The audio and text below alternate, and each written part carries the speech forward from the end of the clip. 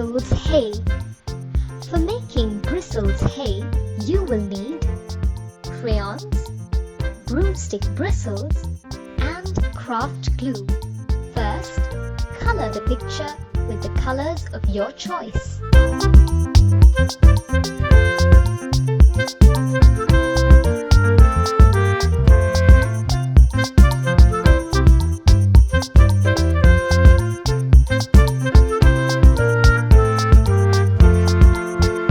Stick the broomstick bristles on the hut and on the ground.